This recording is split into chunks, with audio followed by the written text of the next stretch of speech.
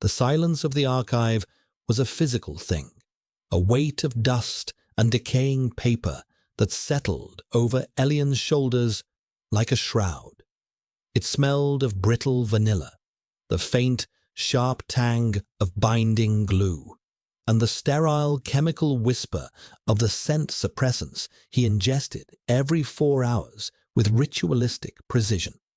His world had been deliberately, painstakingly reduced to this, a grayscale existence cataloguing the lives of others, lives lived in vibrant, dangerous color, while his own remained a faded photograph.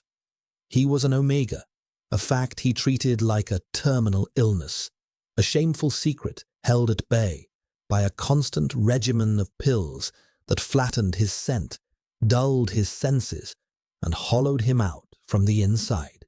He preferred the hollowness. It was safer than the alternative.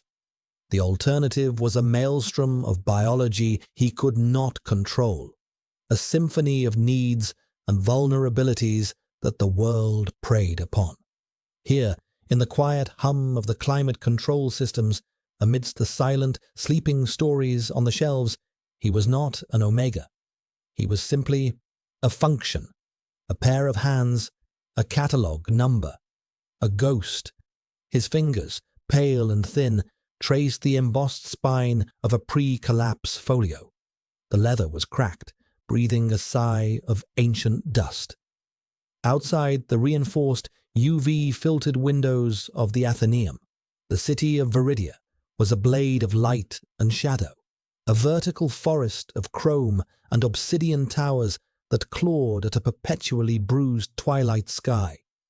Down below, in the neon-choked canyons between the monoliths, life teemed with a ferocity Elian only read about. Alphas, with their sense of ozone and ambition, carving out empires of glass and data. Betas, the steady hum of the city's engine, their presence a comforting, neutral beige. And other Omegas, the ones who hadn't chosen his path of erasure, who embraced their nature and shone like captured stars in the penthouses of powerful mates, their sense of honeyed florals and warm spices, a form of currency he could never imagine spending. He did not envy them. He pitied them.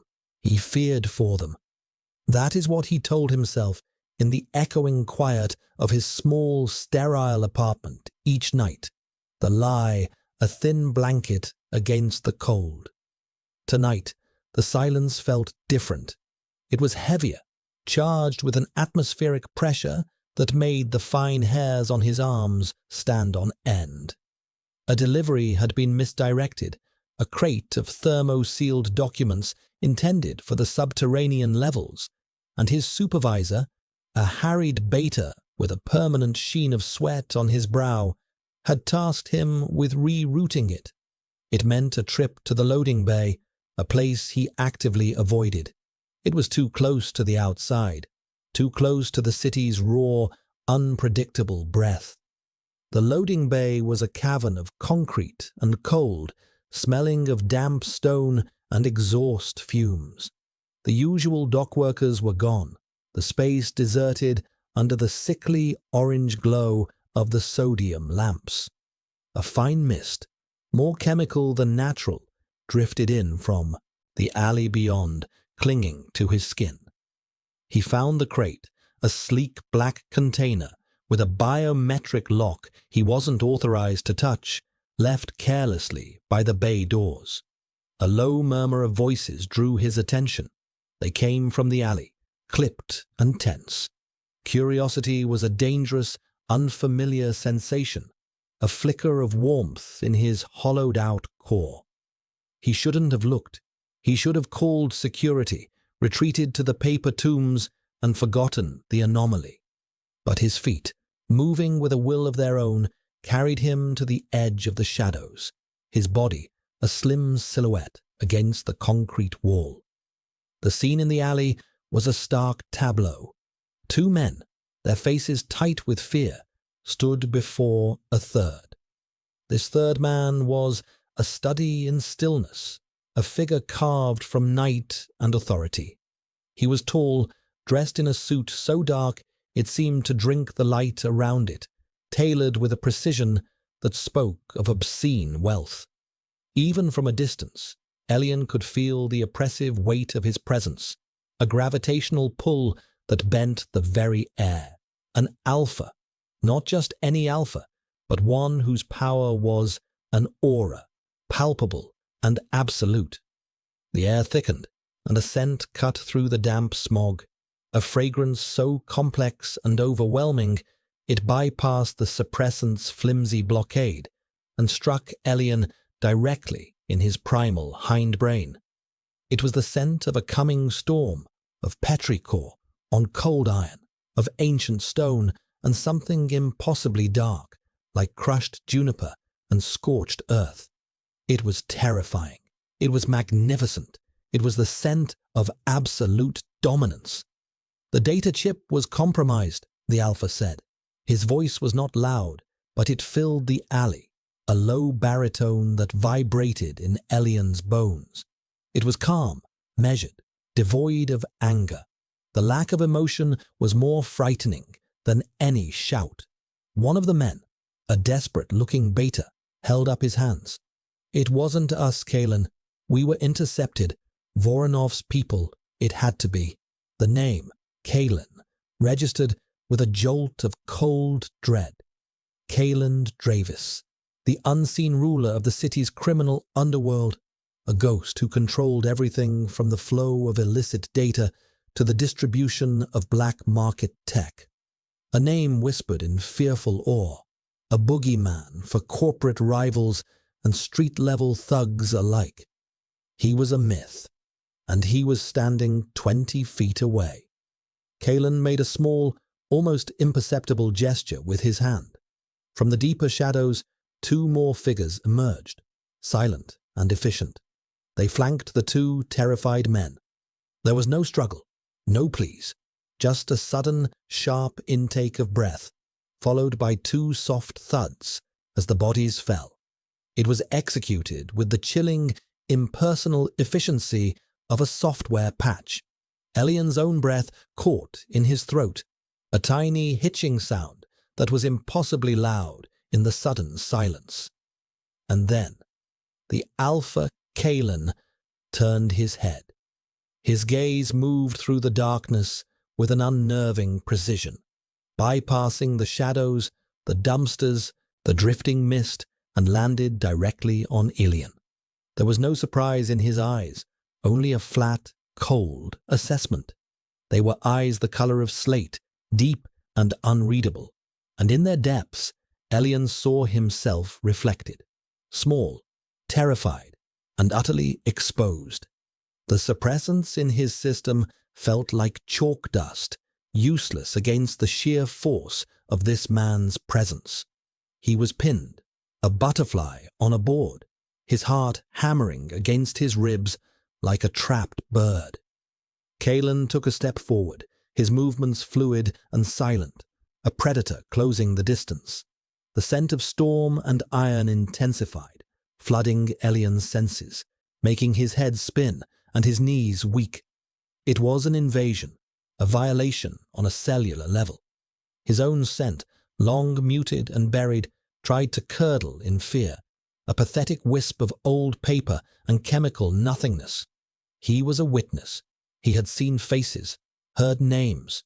In Kalen's world, witnesses were loose ends, and loose ends were snipped.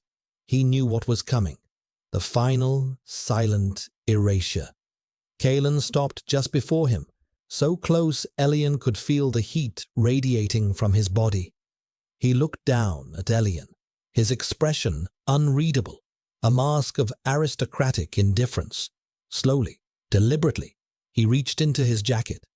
Elian flinched, his eyes squeezing shut, bracing for the flash, the impact, the end of his grey, silent world. He heard a soft click, but there was no pain, only the cold, heavy press of metal against his jawline, tilting his head up. He forced his eyes open. Kalen was holding a gun, a sleek black pistol that looked like an extension of his own hand. But he wasn't aiming it at Elian's head. The barrel was resting gently, almost thoughtfully, against the soft, vulnerable skin just below his ear, right over his pulse point. Elian's heart hammered a frantic, terrified rhythm against the cold steel. Kalen's gaze was intense, analytical, as if he were reading the frantic code of Elian's terror. He leaned in closer, his voice a low, proprietary murmur that slid directly into Elian's soul. "What a waste," Kalen breathed, his eyes flickering over Elian's face, his pale skin, his trembling lips. He wasn't speaking to Elian, but to himself. Then his gaze sharpened, his focus absolute, and he met Elian's eyes. The world seemed to fall away, leaving only the two of them in the orange-lit gloom, suspended in a bubble of overwhelming scent and cold metal. The Alpha's voice dropped even lower, a silken command that vibrated through the gun and into Elian's very bones, rewriting his reality with 5 simple, devastating words. "You belong to me now." The gun did not move. It was not a question. It was not a proposition. It was a statement of fact, as cold and hard as the steel pressed against his skin. In that moment, Elian's carefully constructed world of silence and erasure did not just crack. It shattered into a million irreparable pieces. The ghost in the archive was dead. Its place, something new and terrified, was born into the custody of the storm. The finality of the Alpha's declaration was absolute, a brand seared onto his soul, not with heat, but with ice. The cold metal of the pistol was a point of anchor in a dizzying vortex of fear. His mind, usually a fortress of catalogued thoughts and ordered logic, was a maelstrom. He couldn't form a word, couldn't summon a protest. His entire being was consumed by the animal instinct to flee, yet his body was frozen, locked in place by the sheer gravitational force of the Alpha before him. Kalen's slate-grey eyes held no malice, no lust, just a chilling, possessive clarity. It was the look of a collector who had just found a rare, unexpected specimen. One of the silent figures behind Kalen, a man with the steady, unobtrusive presence of a beta, stepped forward. "Sir, what are your orders?" Kalen didn't look away from Ilian. His gaze was an invasive scan, seeming to peel back layers of skin and bone to see the terrified, fluttering thing that was his core. "Clean this up," he said, his voice still that low, calm baritone. "And prepare the vehicle. We're leaving." He paused, his thumb stroking the hammer of the gun with an unnerving gentleness. "He comes with us." The word "he" was like a pronouncement of objectification. Elian was no longer a person. He was cargo, a problem to be managed, a piece of evidence to be sequestered. The gun finally pulled away from his skin, but the phantom sensation of its cold weight remained, a ghost of a threat.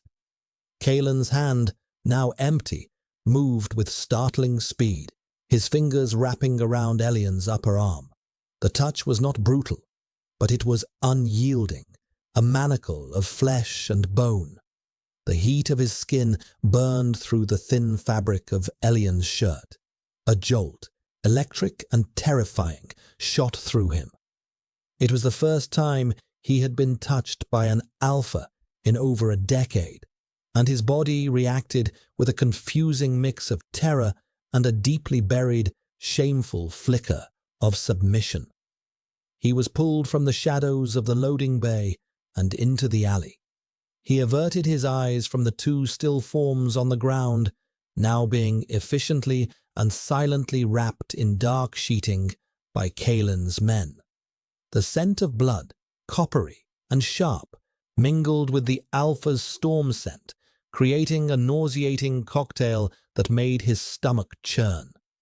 He was being led toward a car that had pulled up to the alley's mouth, a vehicle that was less a car and more a shard of polished obsidian.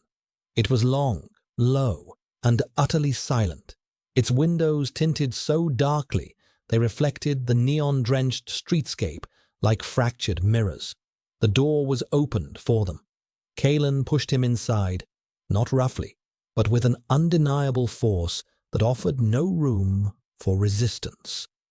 Elian stumbled onto the plush leather seat, the interior of the car swallowing him whole. It was like being sealed in a tomb, a luxurious, scent-filled tomb. Kalen's fragrance was embedded in the very fabric of the space, the iron, the rain, the juniper, and it was so concentrated here that Elian felt he was drowning in it. It coated his tongue, filled his lungs, and pressed in on him from all sides. His suppressants were failing spectacularly, his own muted scent trying to spike with pure, unadulterated panic, a frantic, pathetic squeak of fear in the face of a lion's roar. Kalen slid in beside him, the car dipping slightly under his weight. The door closed with a soft, hermetic seal, plunging them into an even deeper silence, cutting off the sounds of the city entirely. Now there was only the faint hum of the engine and the sound of his own ragged breathing. He pressed himself against the far door, trying to create a distance that felt cosmically insignificant. Kalen simply watched him, his posture relaxed, one arm resting along the back of the seat. He seemed utterly at ease, as if abducting a stranger from a murder scene was a mundane part of his evening routine. The car began to move, gliding through the city streets with impossible smoothness. The neon lights of Viridia bled past the tinted windows in long, distorted streaks of color. It was like watching his world dissolve. His small apartment, his job at the archive, the grey, safe life he had built, all of it was receding, becoming a part of a past that felt a lifetime away. A wave of despair, cold and vast, washed over him. He had been so careful. He had sacrificed everything, sensation, connection, identity, for the sake of safety, only to have it all obliterated by a single wrong turn. "You're an Omega," Kalen stated, his voice pulling Elian from his spiraling thoughts. It wasn't a question. His eyes were narrowed slightly, a flicker of something new in them. Not just possession, but curiosity. A scientist observing a strange new microbe. Unregistered, on high-dose suppressants for, I'd guess, at least a decade. Elian flinched.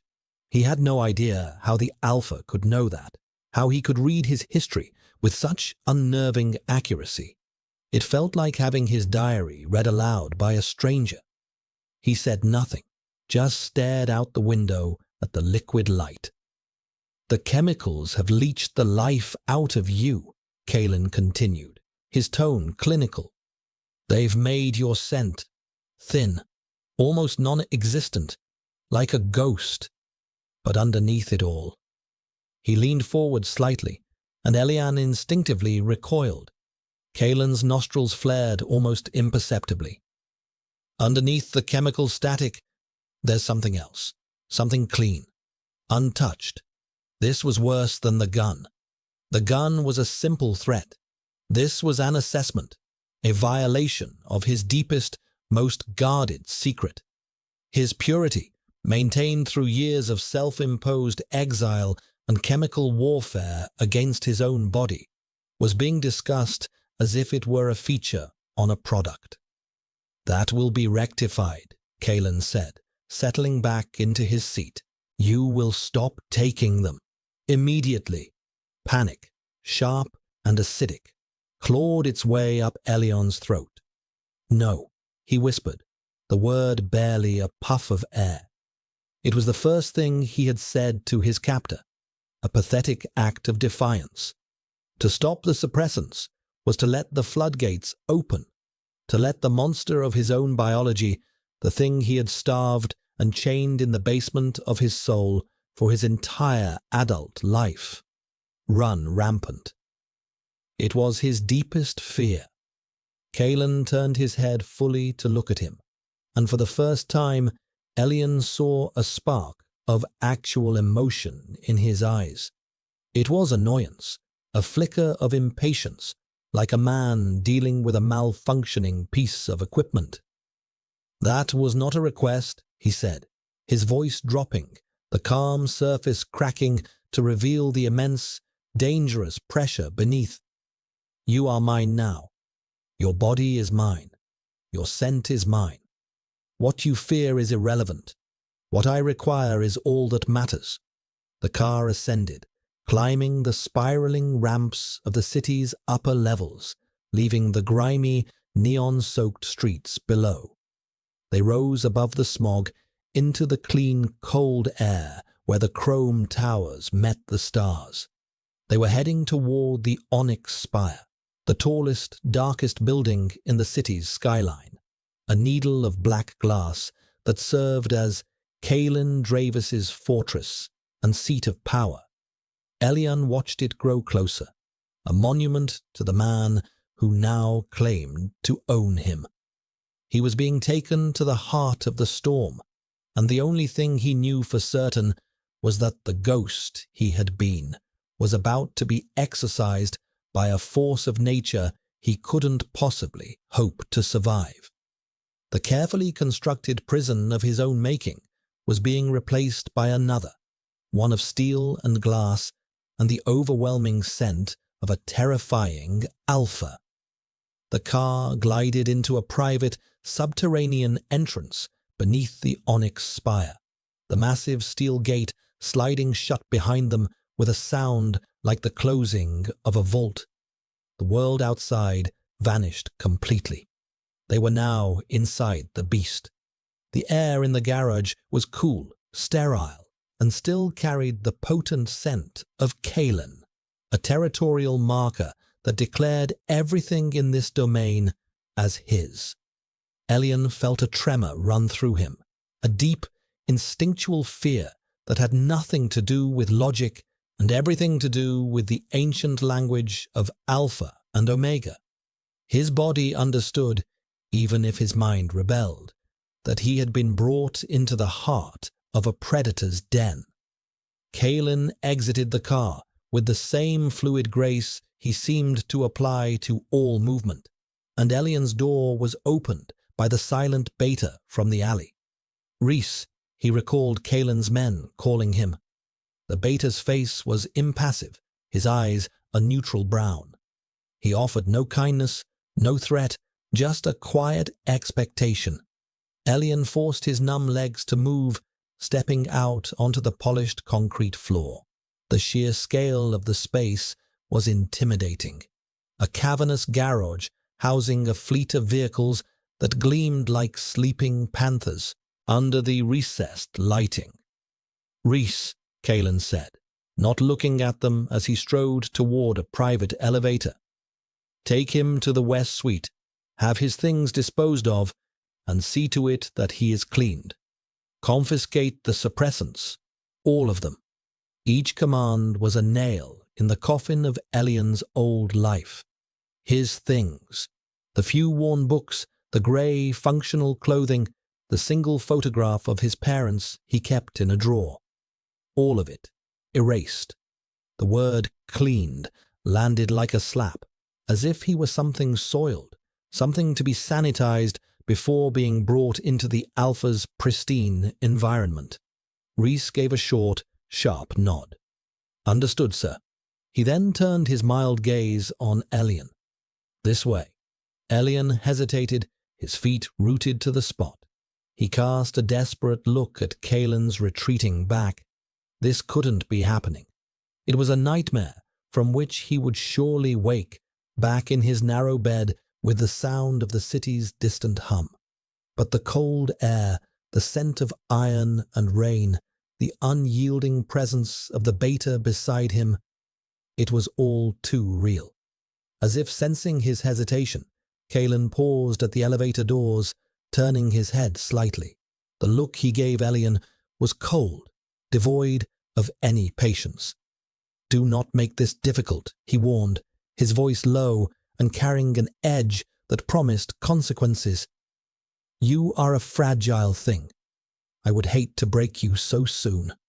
The threat, delivered with such casual disregard, was enough. Elian's brief spark of resistance guttered and died. He was fragile. He had spent his life cultivating a different kind of strength, the strength of invisibility, of endurance. But in this world of physical power and overt dominance, he was glass. He gave a jerky, defeated nod and followed Reese toward a different, smaller service elevator. The ride up was silent. Reese stood beside him, a pillar of quiet professionalism, his beta scent so neutral it was barely there, a faint, clean smell like fresh linen. It was a stark contrast to the overwhelming alpha presence Elian was still trying to scrub from his senses. He felt raw, exposed, every nerve ending frayed. The elevator opened, not into a hallway, but directly into a suite of rooms that took his breath away. It was vast, a minimalist expanse of white marble, dark wood, and floor-to-ceiling glass. One entire wall was a window, looking out over the glittering, star-dusted tapestry of Viridia from a godlike vantage. The city he had only ever seen from below was now laid out before him, like a schematic. The furniture was sparse, but exquisite, each piece a work of art. It was beautiful. It was terrifying. It was a cage, and the bars were made of the sky itself. "Your personal effects from your apartment will be incinerated," Reese stated, his voice flat and factual. "New clothing and other necessities have been provided. The bathroom is through there. You will shower and change. Leave the clothes you are wearing on the floor. They will be disposed of." Elian just stared at him, numb. He felt like a doll being redressed, his identity stripped away and replaced with one chosen for him. Reese gestured to a small, sealed container on a low table. "These are your suppressants. Hand them over." A visceral, primal panic seized Elian. Those pills were his armor, his shield, his entire system of self-preservation. To give them up was to walk naked into the fire. "Please," he whispered, the words scraping his dry throat. "I need them." Reese's expression remained unchanged, but his eyes held a sliver of something that might have been pity, or perhaps just professional weariness. "My orders are absolute. I am to ensure you take no more of them. It will be easier for you if you comply now." Elian knew it was a losing battle. He could refuse, but Reese would simply take them. The illusion of choice was a cruelty. His hand trembled as he reached into his pocket and pulled out the small cylindrical case. It felt impossibly heavy. He held it out, his gaze fixed on the floor. Reese took it from his grasp, the transfer of ownership silent and final. The last piece of his old self was gone. "The door will be locked from the outside," Reese said, his duty done. "Food will be brought at scheduled intervals. Do not attempt to leave the suite." He turned and walked back to the elevator, the doors sliding shut behind him with a soft hiss, leaving Elian utterly alone in the cavernous, silent suite. He stood there for a long time, frozen in the center of the room, the alpha's scent a ghostly presence in the air, a reminder of his new owner. He was a prisoner, a pet, a thing. He finally moved, his steps uncertain on the cold marble floor, drawn to the immense window. He pressed his forehead against the cool glass, looking down at the city below. From up here, the world was silent, a beautiful, intricate machine of light and motion. He could see the district where his apartment was, a block of darkness among the glitter. He could almost see the archive, a squat, forgotten building dwarfed by the corporate titans around it. His whole life, contained in a few square miles of concrete and shadow, now impossibly distant. He was trapped, and worse, he was changing. Without the steady drip of chemicals into his system, his body, so long held in a state of artificial stasis, was beginning to stir. A faint, deep ache started in the base of his spine, a sensitivity to the light, the textures of the air. His own scent, faint as it was, began to shift, the smell of paper and chemicals slowly giving way to something else, something he didn't recognize, something organic, something alive. He backed away from the window, wrapping his arms around himself. The coming days would bring a personal apocalypse. A biological storm he had spent his entire life running from was about to break, and he was set to face it alone, in a glass cage in the sky, the property of a man who saw him as nothing more than a curious acquisition. The hollow man was beginning to fill up again, not with life, but with terror. The first 24 hours were a slow-motion descent into sensory hell. Stripped of his suppressants, Elian felt as if the world had been turned up to a deafening volume. The soft hum of the suite's ventilation system was a roar in his ears. The texture of the ridiculously fine-spun cotton shirt provided for him was an abrasive irritant against his skin, which had become so sensitive that the slightest touch felt like a shout. Light, even the muted ambient glow of the suite at night, was a physical pain behind his eyes. He was a creature of the dark, of the quiet, of the numb, and he had been dragged into a world of blinding, screaming sensation. His own body was the greatest traitor. The deep ache in his spine intensified, a dull, throbbing prelude to a symphony he didn't want to hear. His sense of smell, so long blunted, was returning with a vengeance. He could smell the ozone from the atmospheric purifiers, the minerals in the filtered water that came from the tap, the faint, lingering trace of the lemon oil used to polish the dark wood of the furniture. And underneath it all, a constant, pervasive presence was Kalen's scent. Though the alpha was not physically present, his essence was woven into the suite, a territorial claim that was both a comfort and a constant, low-grade threat. It made the Omega part of him, the part he had tried to murder with chemistry, stir with a confusing mix of fear and a humiliating, instinctual desire to appease. He spent most of his time curled on a large grey sofa, trying to make himself as small as possible.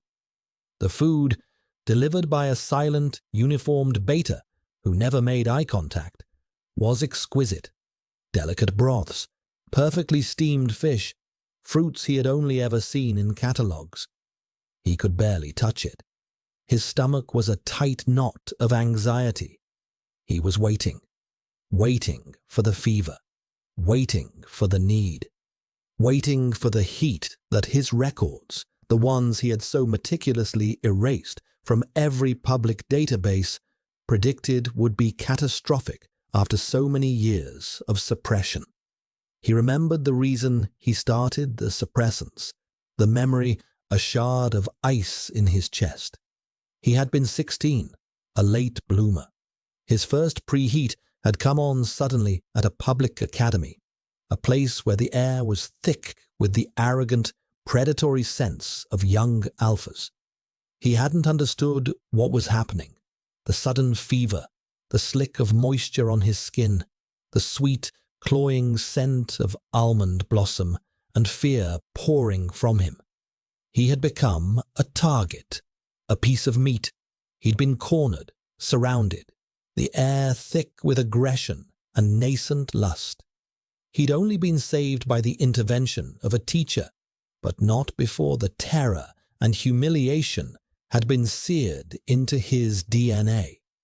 His parents, ashamed and terrified of the scandal, of the dangerous allure their son possessed, had put him on suppressants the next day. It was meant to be temporary, a way to get him through school safely. But Elian had clung to them, embraced the grey numbness they offered. It was a choice he had remade every day for 12 years, the choice to be nothing over the choice to be prey. Now that choice had been taken from him. He was prey once more, but this time he was already in the predator's jaws. On the second day, the ache in his bones became a sharp, radiating heat. A fever began to climb, making his skin feel both hot and cold. He was losing time, drifting in and out of a delirious state. The world outside the glass wall blurred into a smear of light. His thoughts became fragmented, looping. He was not a person. He was a specimen. He was not an asset. He was a liability. It was during one of these feverish fugues that the elevator hissed open. Elian, huddled under a cashmere throw on the sofa, flinched at the sound. Kalen stepped into the suite. He was dressed as impeccably as before, a dark suit that made him look like a spectre of authority against the white marble. He moved with that same unnerving silence, his presence instantly dominating the space, his scent of storm and iron cutting through Elian's fever haze like a blade. Kalen stopped in the center of the room, his slate-grey eyes fixing on Elian's trembling form. He didn't approach. He simply observed, his expression a mask of cool, clinical detachment. "The process has begun," Kalen stated, his voice calm. "Reese's reports indicate you haven't been eating." Elian couldn't answer. His throat was tight, his body a battlefield of warring sensations. The Alpha's proximity was agony. Every instinct screamed at him to submit, to roll over, to expose his throat, while his conscious mind screamed in rebellion and terror. The conflict was making him physically ill. "This is a complication," Kalen said, more to himself than to Elian.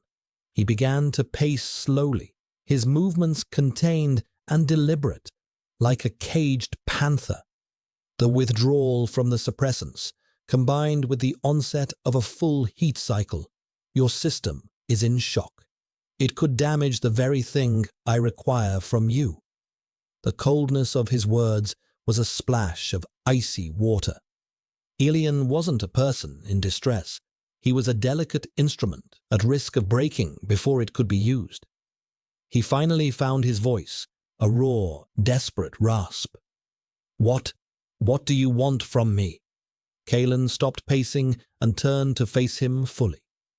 "I want what is uniquely yours, what you have spent 12 years trying to destroy. Your scent." Elian stared at him, uncomprehending. His scent. The thing he considered a curse, a beacon for predators. "There is a rival," Kalen explained, his voice taking on a harder, more serious tone. "An alpha named Voronov. He deals not in weapons of steel, but of biology.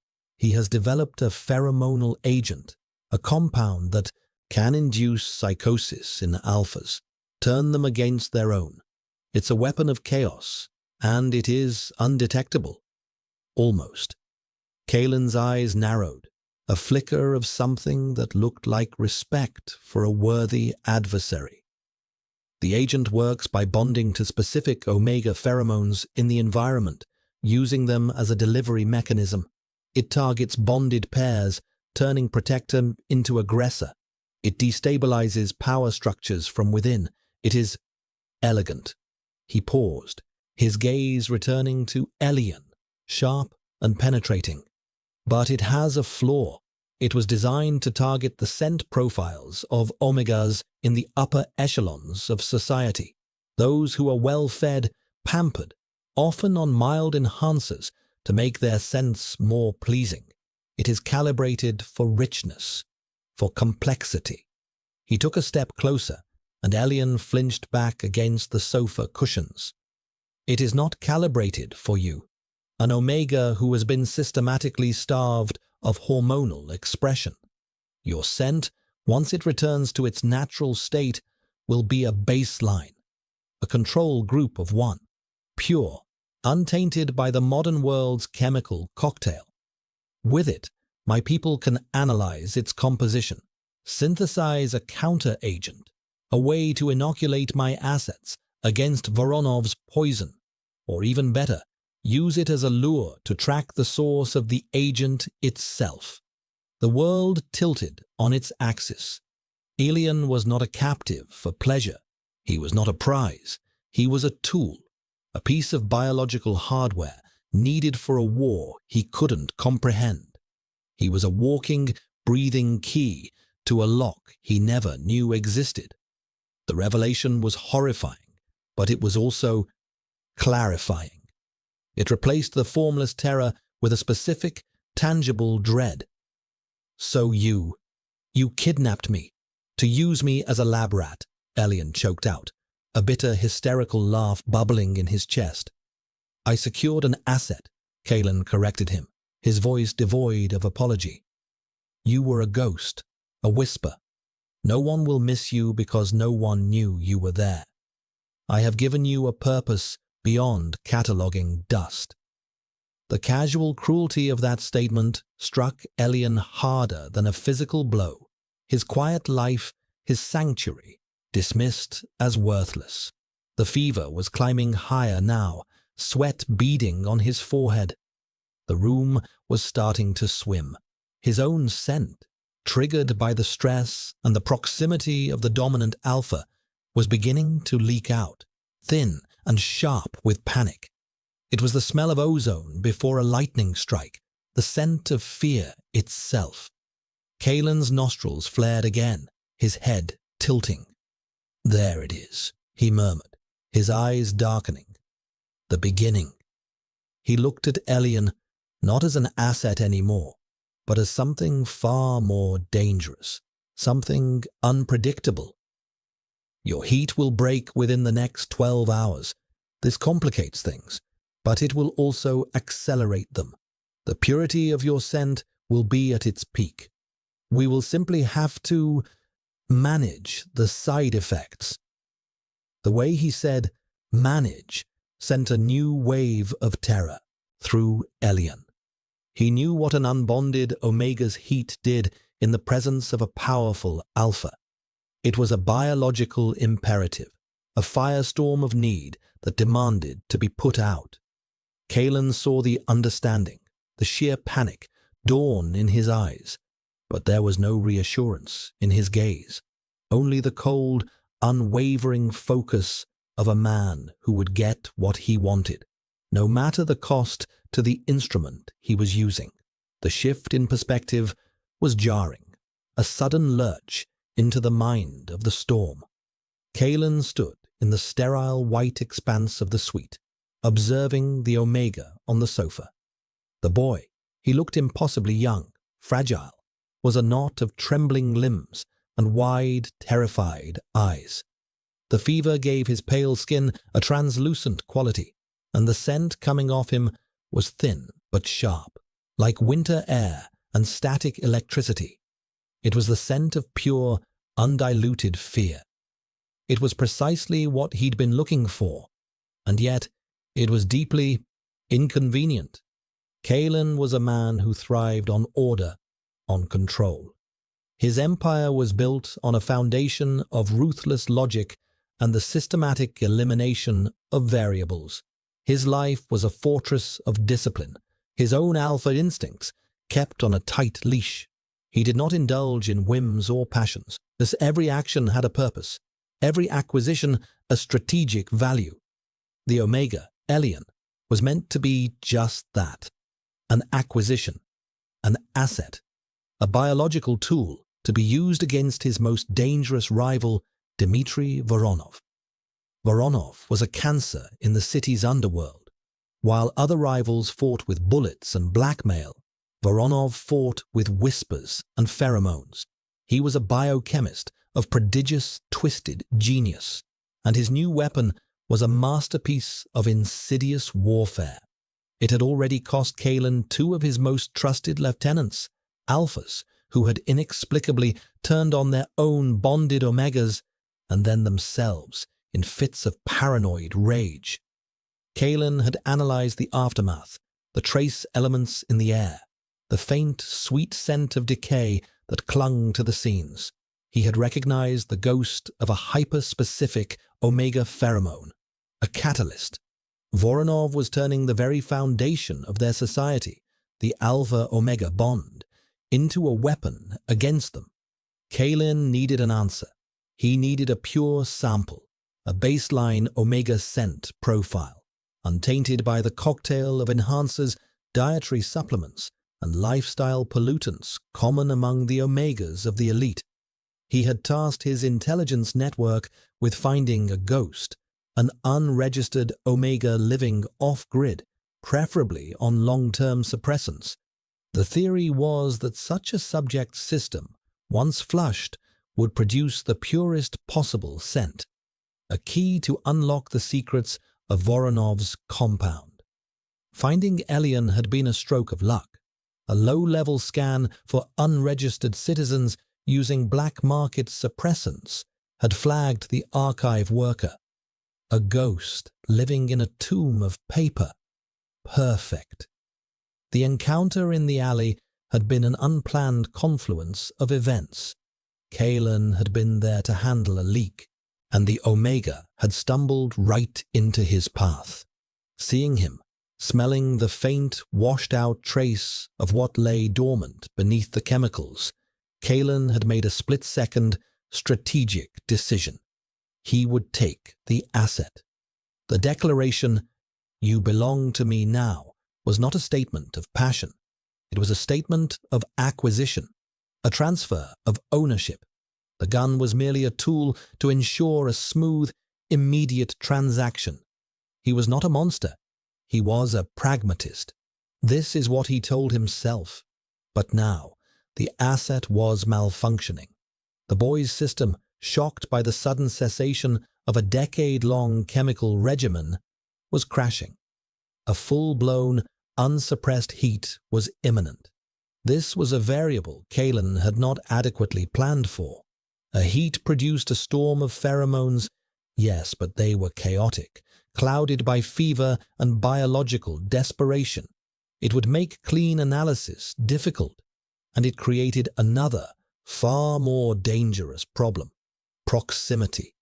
The scent of an Omega in heat was a siren song to an alpha, a biological command that bypassed logic and reason. Kalen had legendary self-control. He had walked through dens of perfume, presenting Omegas without so much as a flicker of interest. But this was different. This would not be a practiced, seductive scent. This would be a raw, pure, desperate call. And it would be happening here, in his home, in his territory. It was a risk, a significant one. He looked at Elian, huddled on the sofa, and felt a flicker of something unwelcome. Not pity. Pity was a useless emotion. It was irritation. And beneath the irritation, something else. A low, resonant hum in his own blood, a response to the nascent pheromones in the air. The Omega's fear scent, sharp and clean, was strangely compelling. It didn't trigger his aggression as it should have. It triggered a deeper, more ancient instinct. The instinct to calm, to soothe, to possess and protect. He immediately suppressed it. It was a biological reflex, a flaw in the system. The Omega was a tool. He was not a person. He was not an object of desire. He was a means to an end. He repeated the words in his mind, a mantra against the rising tide of instinct. "Your fever is accelerating," he said, his voice colder than he intended, a defense against the unwanted stirring within him. "The heat will be severe. You will be delirious. You will not be in control of yourself." Elian's wide, terrified eyes stared back at him. The boy was trembling visibly now, his knuckles white where he clutched the throw. "What are you going to do?" he whispered. The question hung in the air. The logical, strategic answer was to sedate him, keep him unconscious through the worst of it, while his team collected air samples. It would be efficient, clean, but sedatives could also contaminate the sample. And there was a part of him, a dark, possessive part he refused to acknowledge, that balked at the idea of the Omega being unconscious, unaware, during such a pivotal biological event. He wanted the asset to be present, aware. "I will ensure the samples are collected," Kalen said, sidestepping the real question. "Reese will attend to you." It was a lie.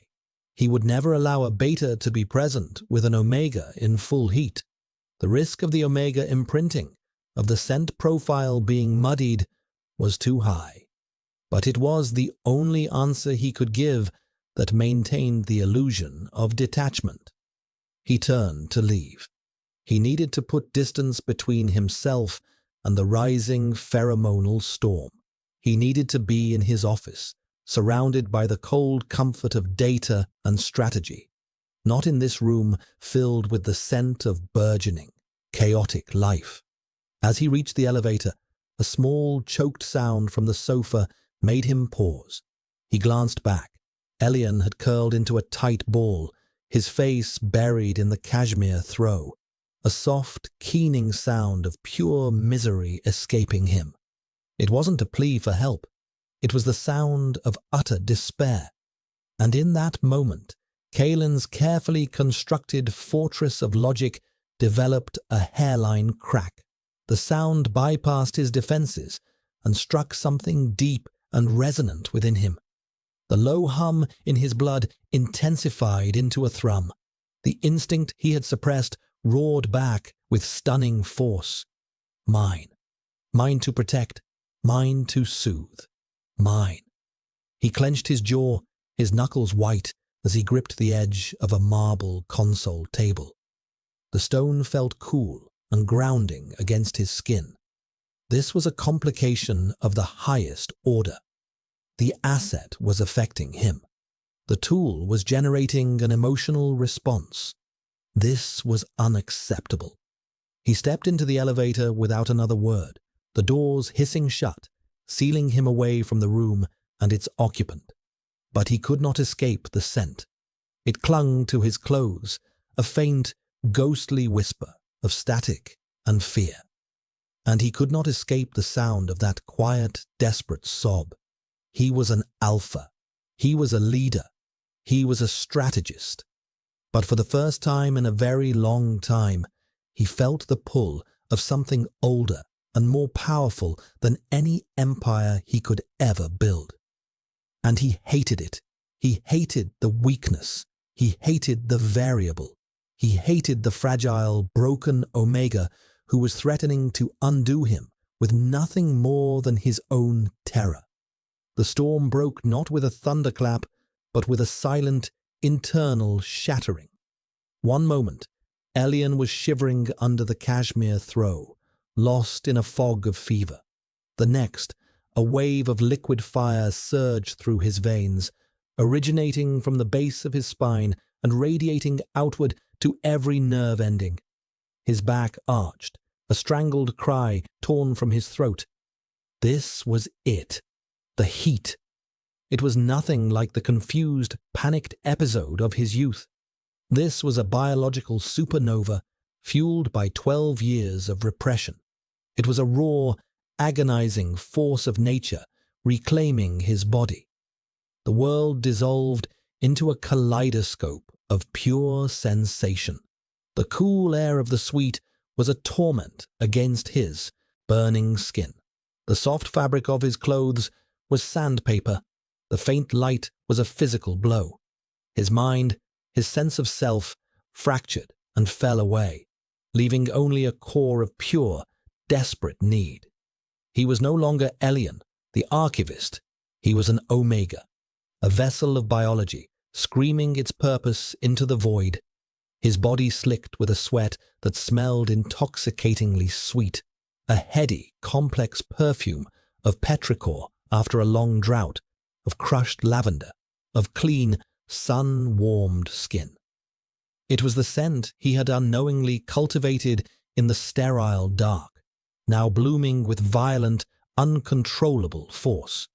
It filled the suite, clinging to the marble and glass, a potent, undeniable summons. He was vaguely aware of tearing at his clothes, the restrictive fabric unbearable.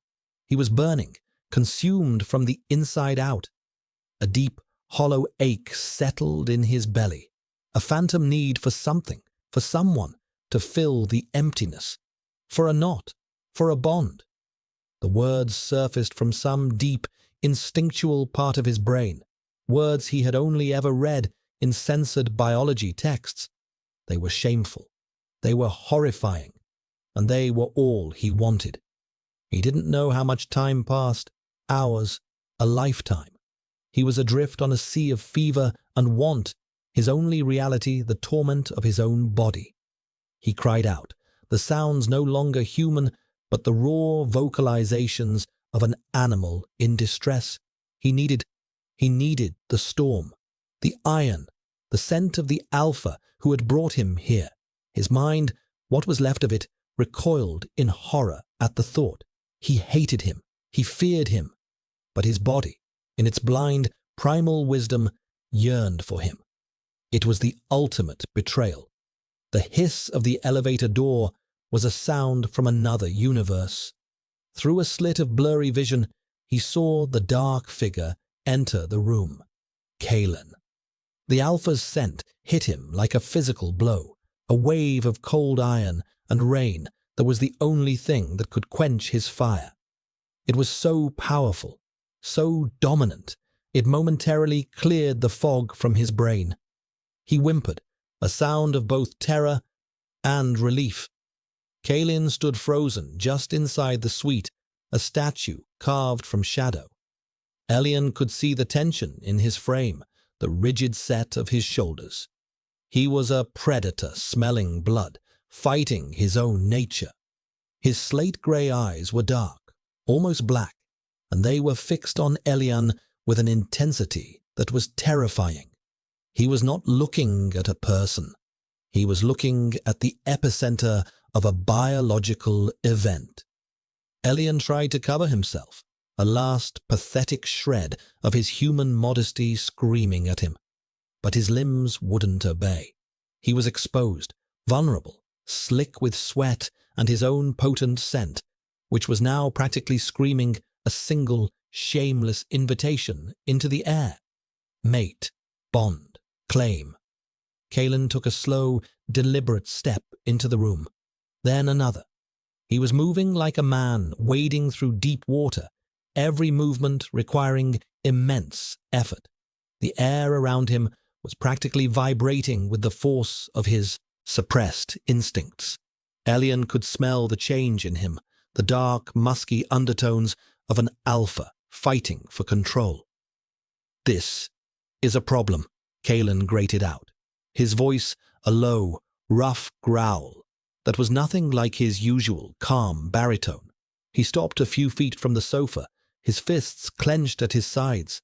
The hollow ache inside Elian became a sharp, demanding pain.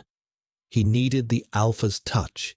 He needed the weight of him, the strength of him, to anchor him in the storm. He hated himself for it, but the need was a physical entity, a parasite in his gut.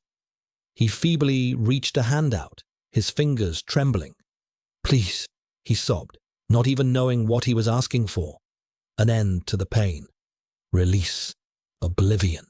The sight of that trembling, pleading hand seemed to break something in Kalen.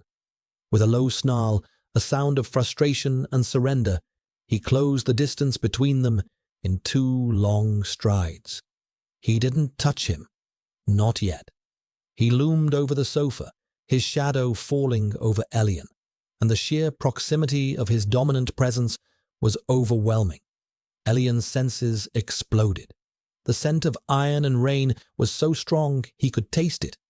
He felt dizzy, on the verge of blacking out.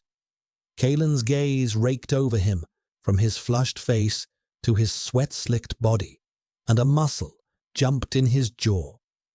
He was fighting a war with himself, and Elian was the battlefield. He could see the struggle in the rigid line of Kalen's throat, in the corded muscles of his neck.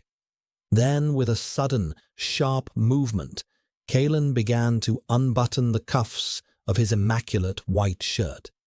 He rolled up his sleeves with precise, angry movements, revealing forearms corded with muscle and mapped with faint blue veins. It was a strangely intimate, domestic gesture in the midst of such overwhelming tension. Then he reached down, not to touch Elian, but to grasp the cashmere throw Elian had kicked to the floor. He held it for a moment, his eyes closed, his nostrils flaring as he inhaled the scent clinging to the fabric. Elian's scent, the petrichor, the lavender, the raw, unfiltered essence of his heat. A low groan rumbled in Kalen's chest, a sound of pure, primal response. When he opened his eyes, they were darker than ever, pupils blown wide. He didn't throw the blanket over Elian. Instead, he knelt by the side of the sofa, his movements still tight with control.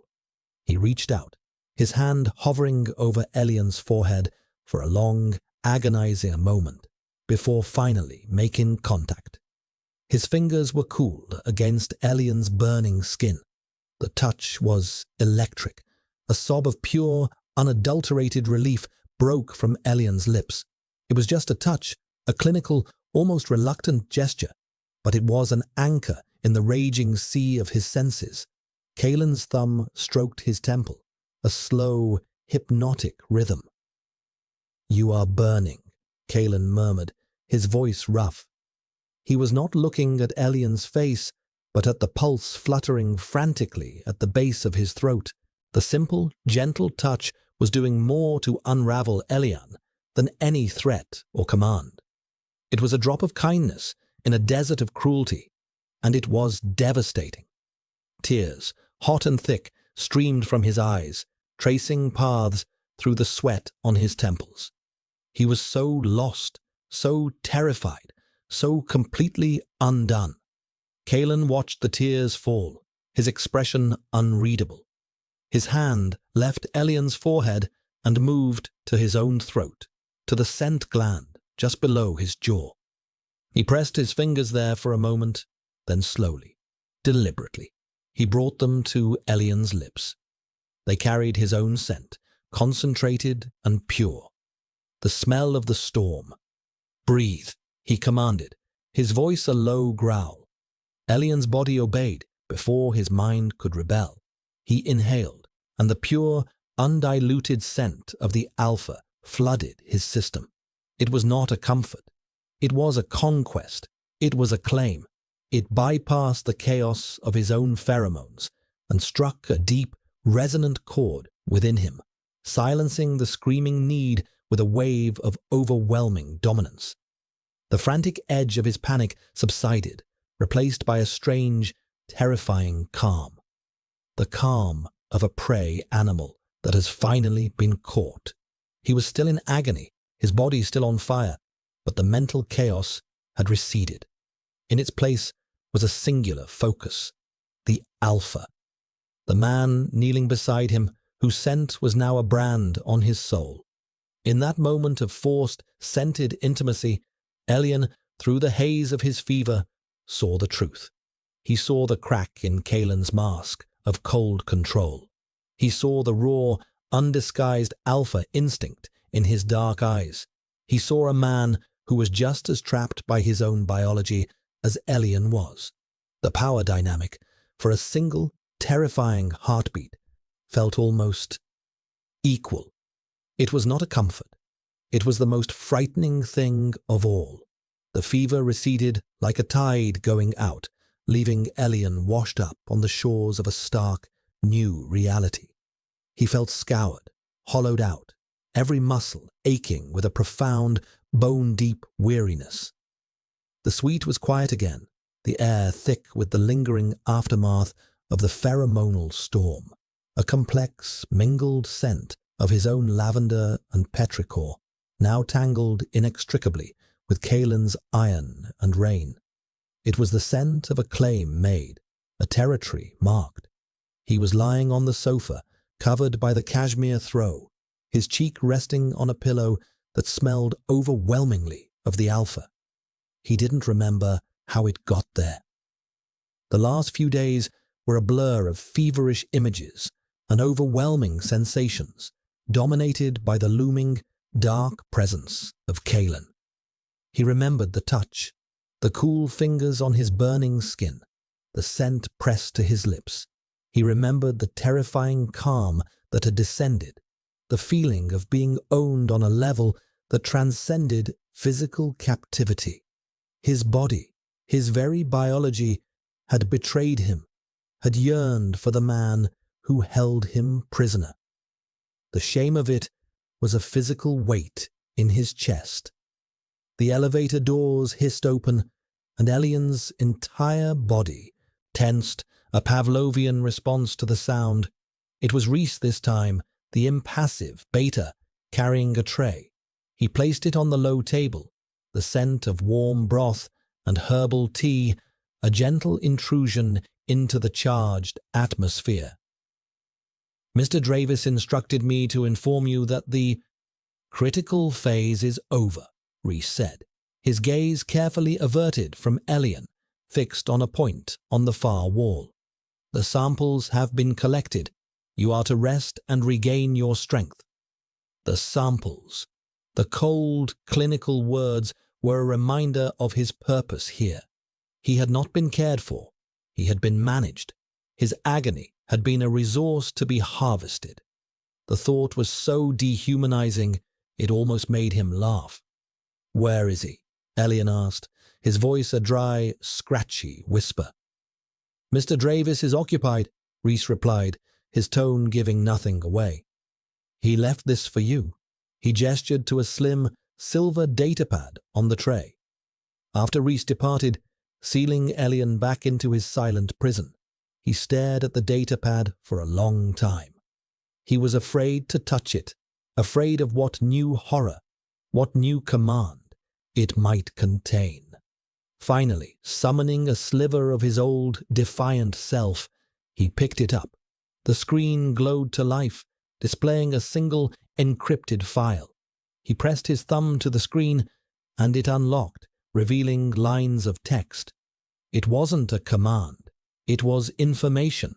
It was a highly condensed, brutally efficient dossier on Dmitry Voronov.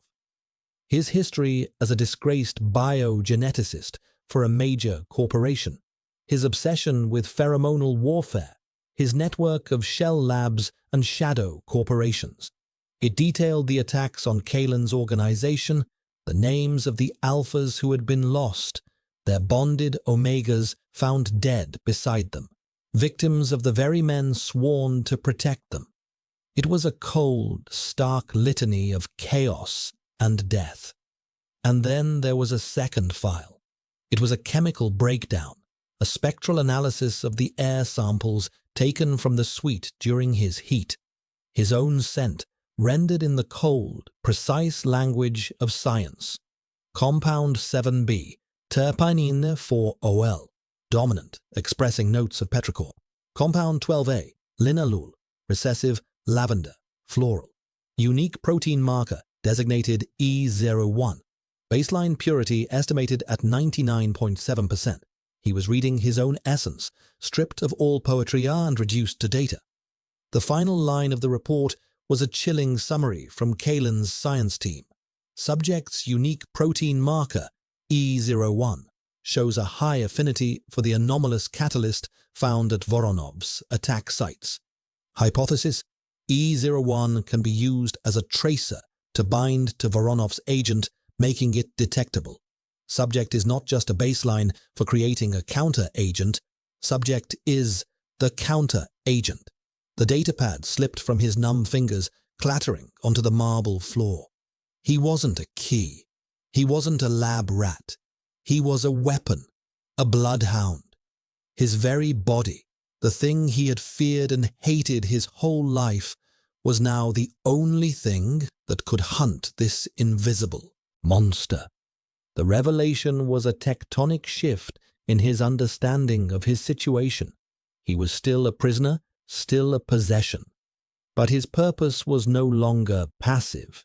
He was not simply something to be studied. He was something to be deployed. It was a horrifying, terrifying thought, but buried deep within the horror was a tiny, sharp splinter of something else. Agency. A terrible, unwanted agency had been thrust upon him. Later that day, Kalen came. He stood in the same spot as before, a dark sentinel in the white room. He looked different. There were faint, dark circles under his eyes, and the rigid control he usually projected seemed thinner, strained, as if the last few days had taken a toll on him too. The war he'd fought against his own instincts had left its mark. "You've read the report," he said. It wasn't a question. Elian pushed himself into a sitting position, pulling the throw around him like armor. "You want to use me as bait." "I want to use you as a solution," Kalen corrected, his voice flat. "Voronov is a plague. You are the cure." "I didn't ask for this," Elian whispered, the words tasting of ash. "I didn't ask for any of it." "No," Kalen agreed, his gaze unwavering. "You did not. You asked for a quiet life of invisibility.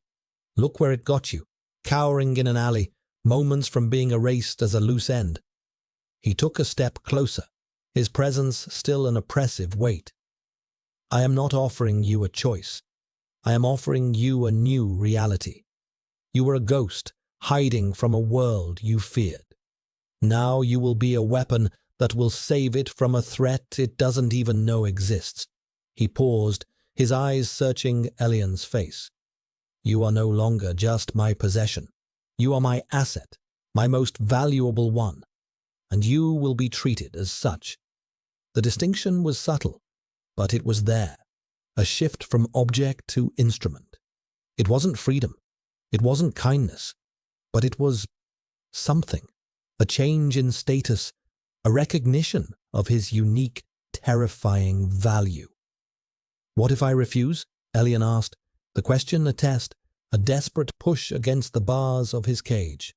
Kalen's expression didn't change, but a coldness entered his eyes that made Elian's blood run cold. "Refusal is not an option. You are already bound to this. Your scent is the lock, and it is the key. But I will not have a malfunctioning weapon. You will cooperate. You will be trained. You will learn to control what you have spent your life repressing." He gestured to the datapad on the floor. "That world of data and death is my world. And now it is yours too. You can either be a casualty in it, or you can be the weapon that ends the war." He turned and left without another word, the elevator doors hissing shut. Elian was left alone with the chilling ultimatum. The choice wasn't between freedom and captivity.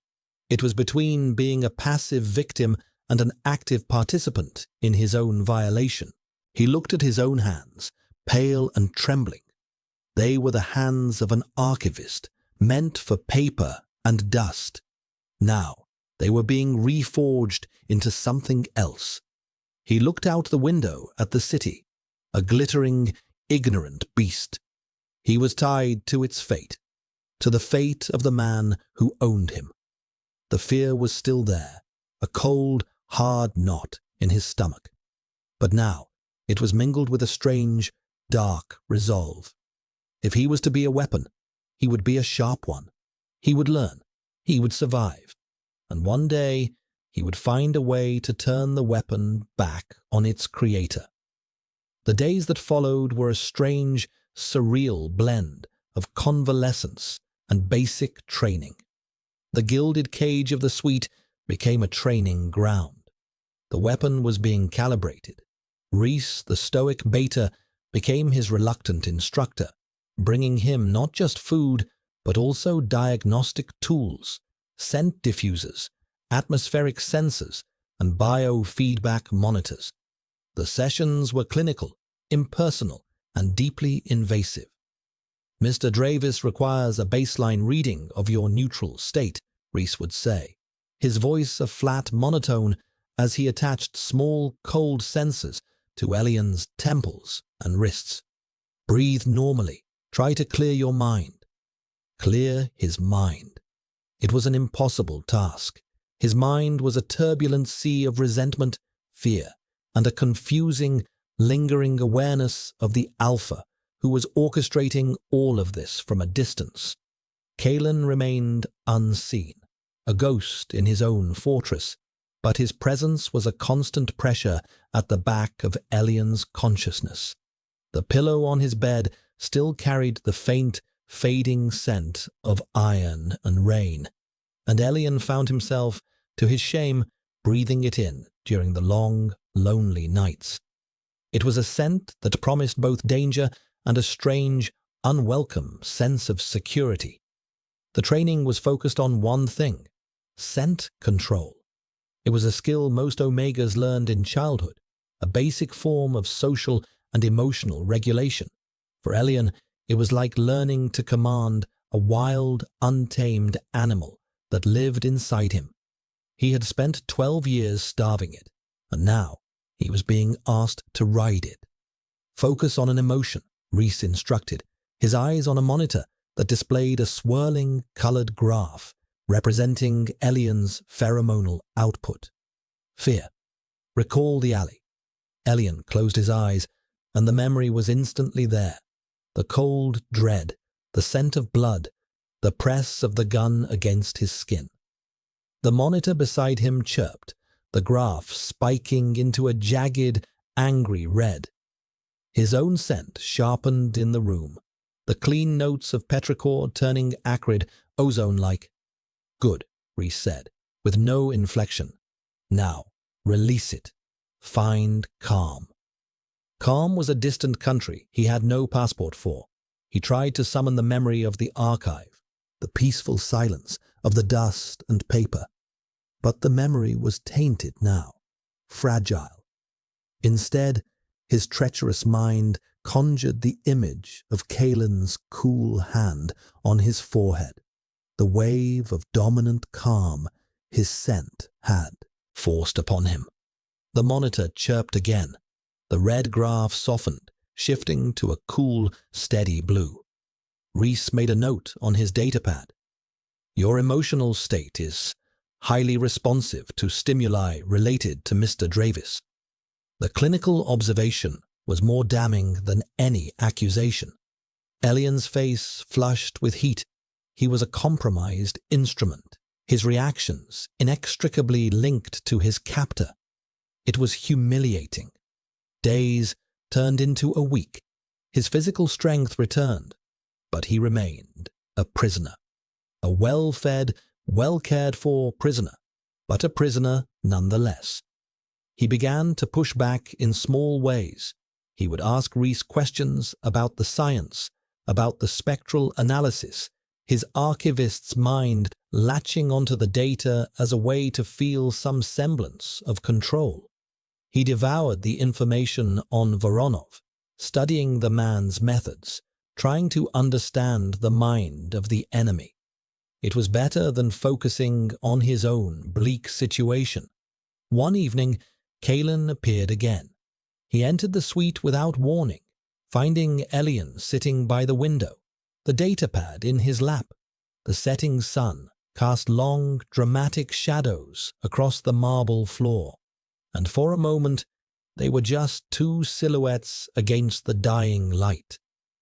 Reese's reports indicate you are a fast learner, Kalen said, his voice breaking the silence. I'm a good archivist, Elian replied, not looking at him. I process information. That's all this is. No, Kalen said, moving to stand behind him, his presence a heavy weight at Elian's back. This is you learning to speak your body's native language after a lifetime of silence. I am simply providing the dictionary. Elian could feel the heat from the alpha's body, could smell the faint, clean scent of his suit and the underlying storm scent that was always there. It made the hairs on his neck stand up. "What happens?" Elian asked, his voice quiet. "When I find him for you? What happens to your weapon when the war is over?" Kalen was silent for a long moment. Elian could hear the soft sound of his breathing. "Weapons are not discarded when a war is won," he said finally, his voice a low murmur near Elian's ear. "They are secured, maintained, kept ready." The chilling implication hung between them. There was no after. There was no freedom. His value was permanent. His servitude, indefinite. A cold, hard anger, purer than any he had felt before, solidified in his chest. It was not the hot, panicked anger of a victim, but the cold, patient anger of a prisoner planning his escape. It was this anger that fueled him through the next stage of his training. He learned to mask his scent completely, to project a neutral, beta-like nothingness. He learned to isolate the specific protein, the tracer element in his pheromones, and release it in a controlled, almost invisible stream. He was becoming what Kalen wanted, a perfect, living, tracking device. The uneasy truce was shattered on a Tuesday. Elian was in the middle of a session with Reese when a sudden, violent tremor shook the entire suite. A deep, booming explosion echoed up from the lower levels of the spire, strong enough to make the glass wall groan in its frame. Alarms began to blare, a jarring electronic shriek that replaced the usual tomb-like silence. Reese was instantly on his feet, his professional calm replaced by a tense, focused urgency. He drew a small, sleek pistol from inside his jacket, his eyes scanning the elevator doors. "Stay behind me," he ordered Elian, his voice sharp. Before Elian could react, the elevator doors were blown inward, ripped from their moorings by a powerful concussive blast. Smoke and the acrid smell of explosives billowed into the pristine white suite. Two figures, clad in black tactical gear and wearing full-face helmets that obscured their features, stormed into the room, weapons raised. Reese moved with a speed Elian would never have thought possible, pushing Elian behind the large sofa and returning fire. The air filled with the deafening roar of gunfire, the sharp crack of Reese's pistol answered by the heavier, more brutal reports of the intruders' assault rifles. Plaster and marble dust filled the air. Elian huddled behind the sofa, his heart hammering in his chest, his mind blank with terror. His training, his control, it all vanished in the face of real, immediate violence. His scent spiked wildly, the smell of pure, undiluted panic flooding the room.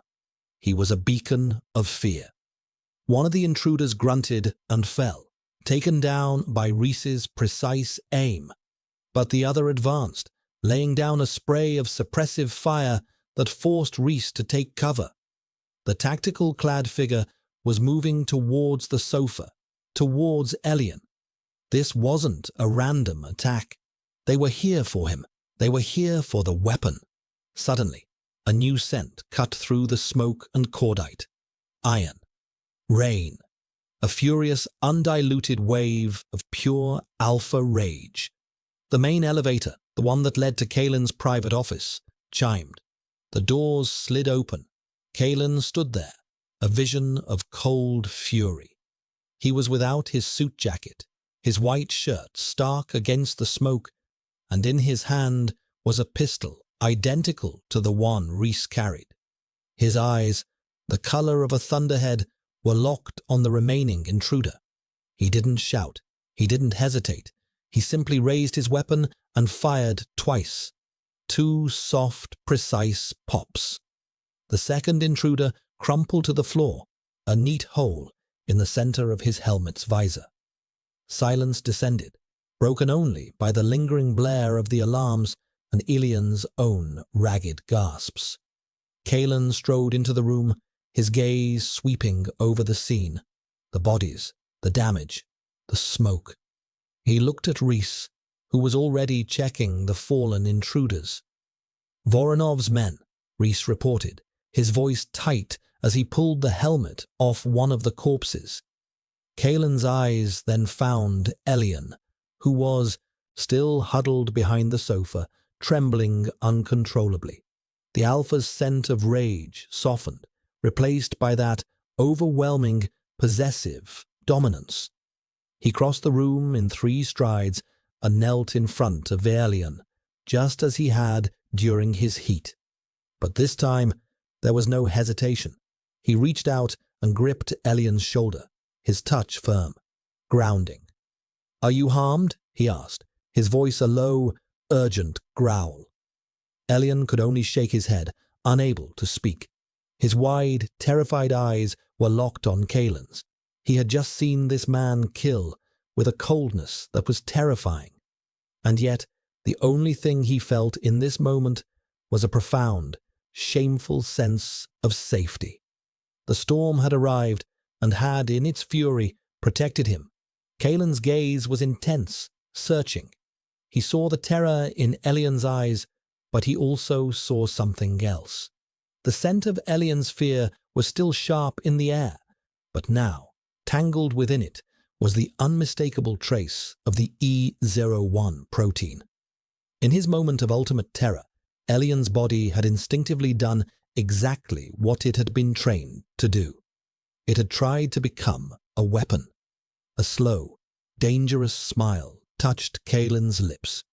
It was not a smile of warmth or humor. It was the smile of a man whose calculations had just been proven correct in the most violent way possible. "The training is over," Kalen said, his voice a low, proprietary purr. "It's time to go hunting." The attack on the spire changed everything. The gilded cage, once a symbol of Elian's isolation, had been breached, proving it was as much a target as it was a fortress. The war with Voronov was no longer a distant, abstract concept presented on a datapad. It had come to their door with explosives and assault rifles. The scent of cordite and burnt wiring lingered in the suite for days, a constant reminder of the violence.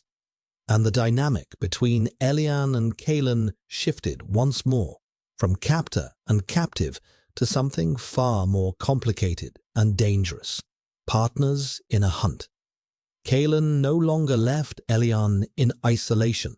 He was moved from the West Suite to a set of rooms adjoining Kalen's own private office, at the very apex of the spire.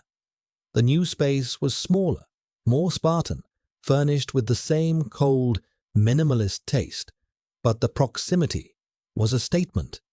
The asset was too valuable to be left unguarded. Elian now lived and breathed at the center of Kalen's web. He saw the endless flow of lieutenants and specialists, heard the clipped, coded conversations, felt the constant, thrumming pulse of Kalen's criminal empire. He was no longer looking at the machine from the outside. He was a gear within it. The training intensified, moving from theoretical control to practical application. Kalen took over the sessions from Reese personally. These encounters were fraught with a tension that was almost unbearable. They would stand in the center of Kalen's office, a vast, circular room with a 360-degree view of the city, and Kalen would give him commands. "Isolate the tracer," Kalen would order, his voice calm and low, his slate-gray eyes watching Elian with unnerving focus. "Project it. Aim for the sensor across the room. Be precise. Do not let any other part of your scent bleed through."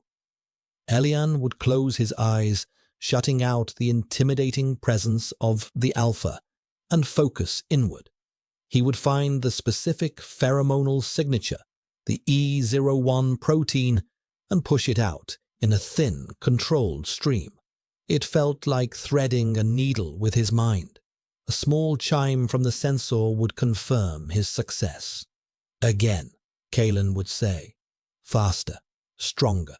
Imagine you are marking a moving target. During these sessions, the air would become thick with their mingled scents, a complex and intimate dialogue happening on a level below speech. Elian, in his focused state, became hyper-aware of the nuances of Kalen's scent. Beneath the iron and the storm, he could smell other things, the faint, clean scent of antiseptic from a recently healed wound on his arm, a deep, almost undetectable note of grief, old and cold like stone, that seemed to emanate from him in unguarded moments, and the ever-present low hum of his possessive, protective instinct, which flared whenever Elian's control slipped and a flicker of fear leaked into his scent. Kalen, in turn, was reading Elian. He learned the subtle shifts in the petrichor and lavender notes that signaled Elian's fatigue, his frustration, his anger. He was mapping Elian's emotional landscape through his scent, learning his tells with the same clinical precision he applied to stock market analysis.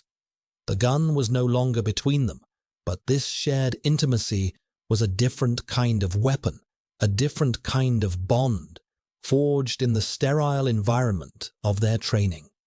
One night, they were working late, running diagnostics on a new, more sensitive tracking device. Elian was exhausted, his control fraying at the edges. He failed a projection test for the third time in a row, a wave of frustrated, bitter scent filling the air around him. "Enough," Kalen said, his voice sharp. He deactivated the sensor. "Your focus is gone." "I'm tired," Elian snapped, the words out before he could stop them. Defiance was a new, fragile thing, and it often took him by surprise. Kalen didn't reprimand him. He simply walked to the bar in the corner of his office and poured 2 glasses of water. He handed one to Elian, his fingers brushing Elian's as he took the glass. The touch was brief, accidental, but it sent a jolt through Elian's system, a spark of heat that had nothing to do with a fever. He pulled his hand back as if burned. Kalen saw the reaction, his eyes darkening for a fraction of a second. He turned away, walking to the vast window and looking down at the river of light that was the city. "Voronov's attack was not just about capturing you," Kalen said, his back to Elian. "It was a message. He knows I have something, or someone, who can counter his weapon. He is accelerating his plans. Intelligence suggests he is preparing for a wide-scale deployment, not just targeted assassinations. He intends to release the agent into the central atmospheric circulation system of the Meridian District, the financial heart of the city." Elian's blood ran cold. The Meridian District was home to the headquarters of every major corporation, the stock exchange, the central data hubs. It was also densely populated with the city's elite, a high concentration of alphas and their bonded Omega partners. An attack there would be catastrophic. It would cause a wave of chaos that could bring the entire city to its knees. "He would create a massacre," Elian whispered. "He would create a power vacuum," Kalen corrected, turning from the window to face him. "One he would be perfectly positioned to fill. He is not a madman. He is an artist, and his medium is chaos." In that moment, looking at the grim resolve on Kalen's face, Elian understood something profound. This wasn't just about protecting a criminal empire. For Kalen, This was about order versus chaos. He was a creature of absolute control, and Voronov was the embodiment of everything he despised: unpredictability, disorder, the weaponization of emotion. This was a war of ideologies, fought with pheromones and blood. "We have a location," Kalen continued, his voice dropping. "One of Voronov's shell labs is located in the substructure of the old Orpheum Grand Opera House on the edge of the Meridian District. It's been derelict for 50 years, but its ventilation systems are still partially connected to the district's main grid. It's the perfect staging ground." He paused, his gaze locking with Elian's. "We are going in tomorrow night, and you are coming with me."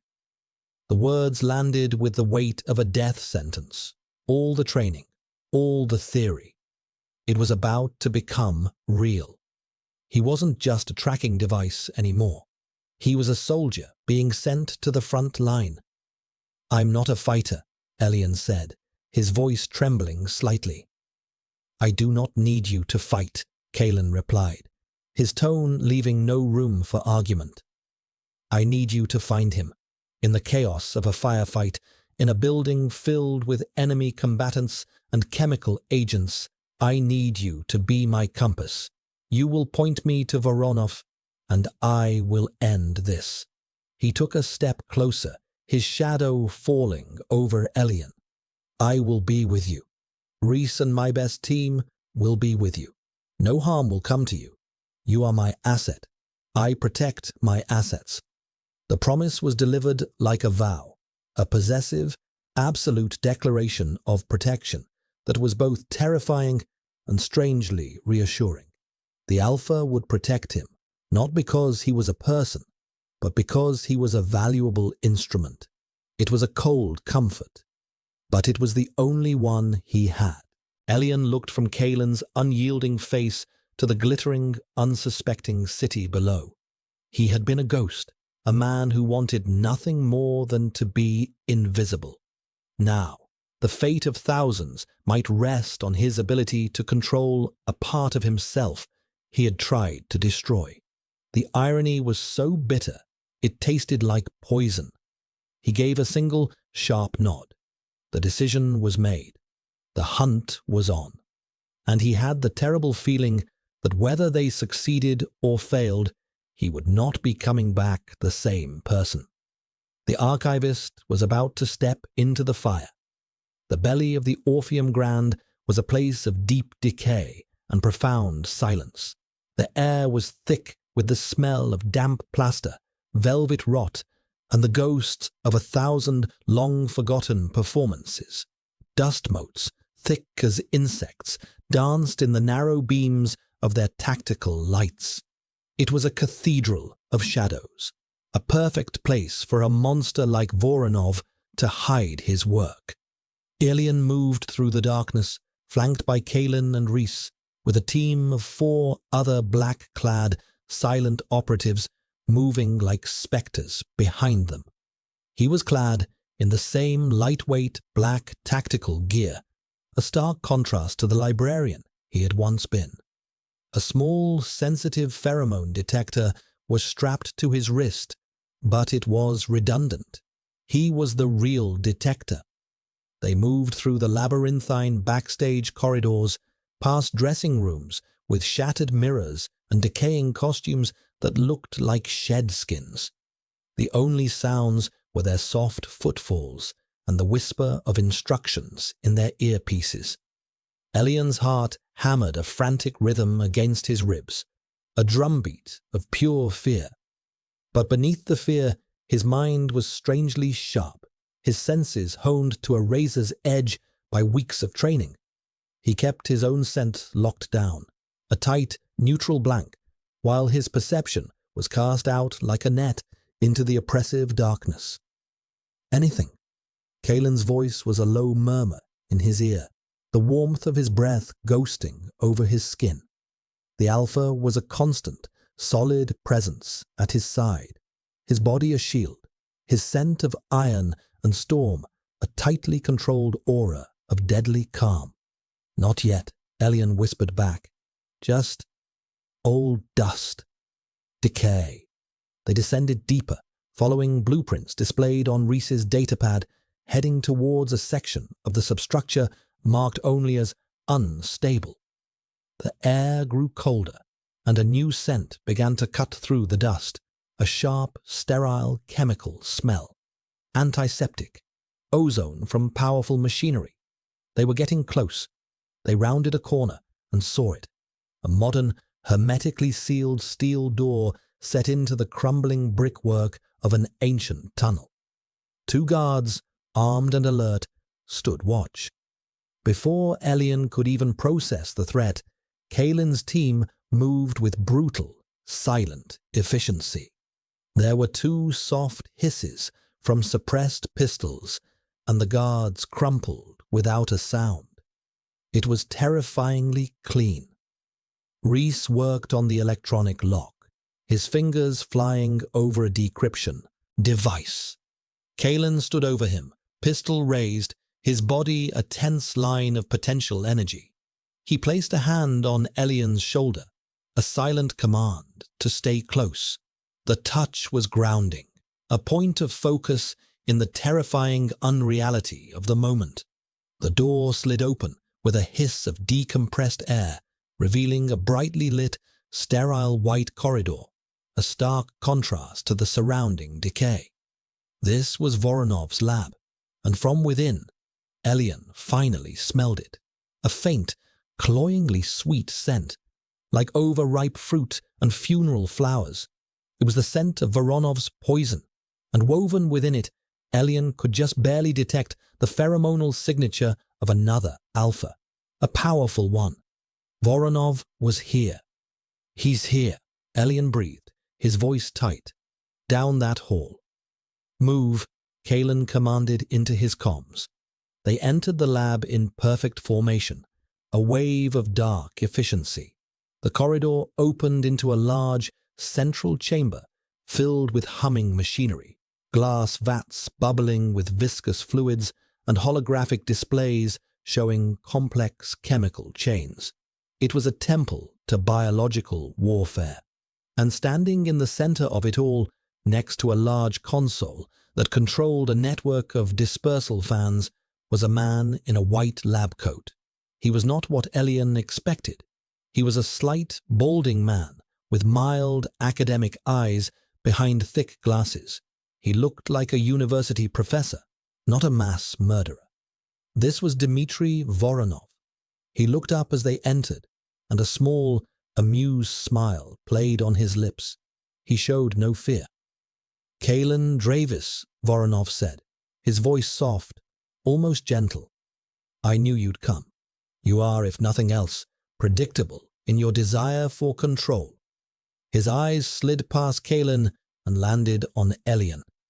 "And you brought the specimen. How wonderful. I was so curious to see it in person. The ghost Omega. My colleague said he didn't exist." "It's over, Voronov," Kalen said, his voice lethally calm, his pistol aimed squarely at the scientist's chest. "Shut it down." Voronov chuckled, a dry, rustling sound. "Over? My dear Kalen, it's just beginning." He tapped a command into the console beside him. On the far side of the lab, a series of reinforced glass cylinders hissed, releasing a thick, yellowish gas into the room. "A prototype," Voronov explained conversationally. "Far more potent than the version my men used on your spire. This one doesn't require an Omega catalyst. It's designed to target the alpha genome directly, to strip away the thin veneer of civilization and leave only the beast." Kalen's team immediately raised their respirators, but it was too late. The gas was fast-acting. Kalen himself let out a low, guttural snarl, his body tensing. He stumbled back a step, his eyes, fixed on Voronov, beginning to glaze over with a feral light. "Kalen!" Reese shouted, moving towards him, but Kalen shoved him away with a strength that was shocking, sending the beta stumbling. The alpha scent in the room exploded, the controlled storm becoming a raging, uncontrolled hurricane. The notes of iron and rain were subsumed by a dark, musky, terrifyingly primal scent of pure, undiluted aggression. Kalen was losing control. The weapon was being turned on him. Elian watched in horror. The man of absolute discipline was devolving before his eyes. His pupils were blown wide, his lips pulled back from his teeth in a silent snarl. He was no longer Kalen Dravis, the calculating crime lord. He was a feral alpha, a cornered predator, a danger to everyone in the room, friend and foe alike. His head was turning, his unfocused, furious gaze sweeping the room, looking for a threat, any threat. Voronov watched with the delighted curiosity of a scientist observing a successful experiment. Magnificent, isn't it? The purity of instinct, the truth beneath the suit. Kalen's wild gaze was about to land on his own men, on Reese. He was going to attack his own. In that split second, Elian knew what he had to do. The training, the fear, the anger, the strange possessive protection Kalen had shown him. It all coalesced into a single, desperate act. This was the reverse of their first meeting. Then Kalen had held all the power, pinning him with his scent and a gun. Now Kalen was the one who was lost, and Elian was the only one who held the key.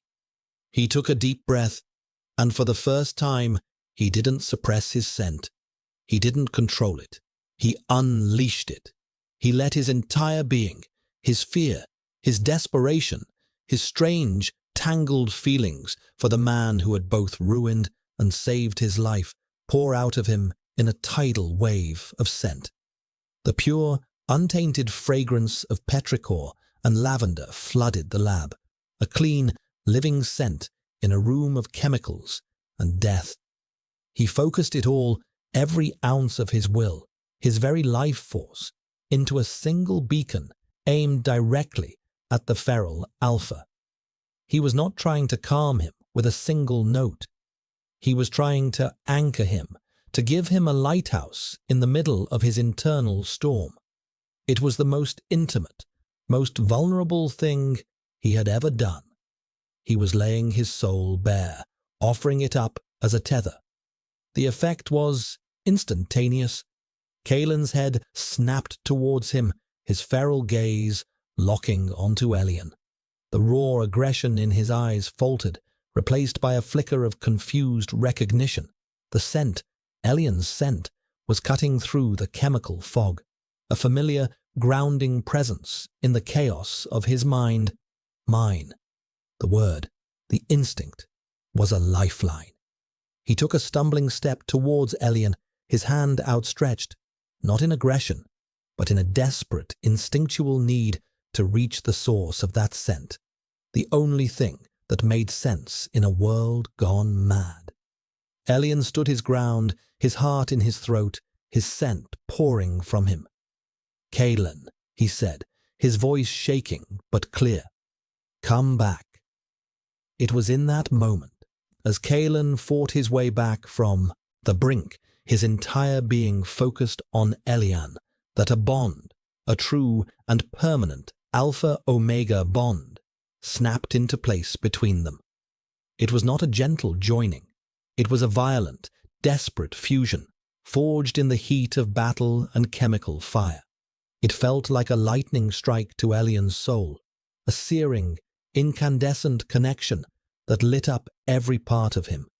He felt Kalen's struggle, his fury, his fear, and his overwhelming, primal need for him. And he felt Kalen feel him in return, his terror, his resolve, his strength. Kalen reached him, his hand gripping Elian's arm, his anchor in the storm. He let out a shuddering breath, his eyes clearing, the feral light receding, replaced by the familiar, sharp intelligence. He was back. He looked down at Elian, his expression a mixture of awe, shock, and something else, something deeper and more profound that Elian had never seen before.